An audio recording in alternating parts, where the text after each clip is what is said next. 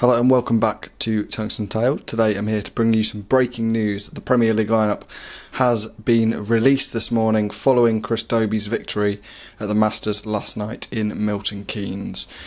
As expected, the top four names are in the Premier League lineup. So Michael van Gerwen, of course, won a barrel load of majors last year on the PDC circuit. Reigning world champion, Michael Smith is also guaranteed as being top four and world champion, of course. There were some question marks over Gerwyn Price after what we saw at the World Championship with the ear defenders saying that he wouldn't want to play in the World Championship again, but he is in the Premier League. I'm sure there were some discussions backstage regarding his entry into the Premier League, but Gerwyn Price has been announced to be playing those 16 weeks of action. And finally, Peter Wright also in. Two-time world champion, inside the top four. Not a good year in 2022 for Peter Wright, but he does make the cut this time around. Now on to some of the names that you may or may not be expecting. The first of all being Dimitri Van den Bergh. Semi-finals at the World Championship, looked good on the World Series, picking up a couple of titles as well. So he has got TV titles to his name in 2022. The growth of darts over in Belgium we saw with the European Tour over there. It looks as though with Europeans and World Series, the growth in Belgium has been brilliant over the last 12 months or so, and to have him in the Premier League, I'm sure was a fairly easy commercial decision for the PDC.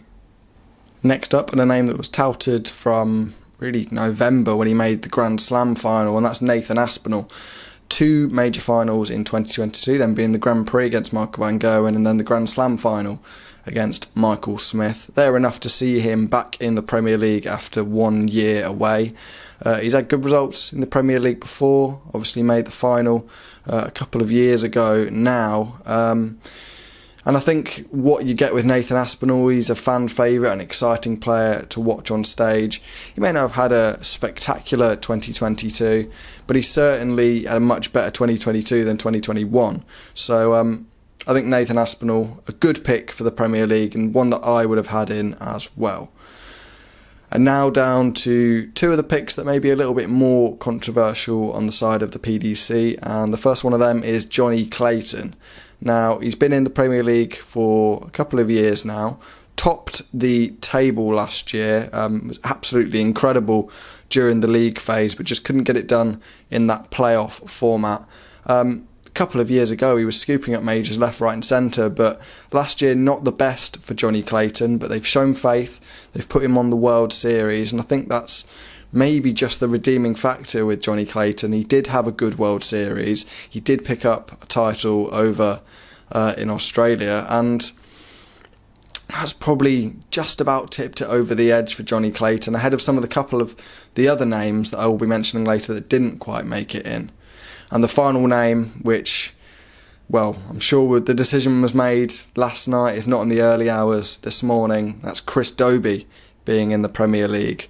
A man that's outside the top 16, making it into the 8-man field. Terrific achievement for Dobey to win the Masters last night in Milton Keynes. He had a good World Championship, making it to the quarterfinals. He's had a good year, really. He's had some of his best major runs in 2022, and he's definitely making that progress. Whether the progress that we saw last year is enough for people to say he should be included in the Premier League, another question. But what he did at the Masters certainly deserves some recognition, and although I am a little bit surprised to see his inclusion in the Premier League, it's certainly one that I won't argue for. Now, the other arguments for players like Ross Smith, Danny Noppert, you can compare them to the decision to have Chris Dobey in the Premier League. They're both major winners as well. Ross Smith at the European Championships, Danny Noppert at the UK Open. They've both won events last year. They're higher ranked than Chris Dobey as well. Ross Smith, I believe, 19. Danny Noppert insides the world's top 10 at world number 8. So there's definitely scope to have them in the Premier League, but unfortunately not this year for those two. Maybe we could see them in a future year if they climb the rankings even more. Rob Cross ruled himself out of the Premier League, said he didn't want to play in it. World number 6, of course. He's not in the Premier League this time around. Last year's Premier League runner-up, Joe Cullen. I think before the Worlds, I would have said that Joe Cullen is in that mix. I would have probably had him in the 8th spot due to his runner-up position in the Premier League, but not to be for Joe Cullen. I think a poor succession of results, didn't look great at the Worlds, knocked out in his first game at the Masters as well. I think they've really harmed the decision to not have Joe Cullen in the Premier League. And the final name, and in my opinion the most surprising, Luke Humphries.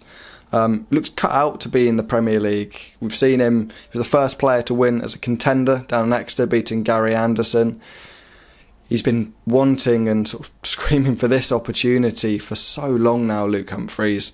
But world number 5, won a bucket load of European tours and pro tours, but I think the TV form last year, especially towards the end of the year, is what really made the decision for the PDC. Going into the Masters, was Luke Humphries in the Premier League? In my opinion, yes. But knocked out early on. He didn't have a good World Championship. I think the only thing you could point to would be that Grand Slam semi-final. But world number 5 and world number 6, it's got to be said, not in the Premier League.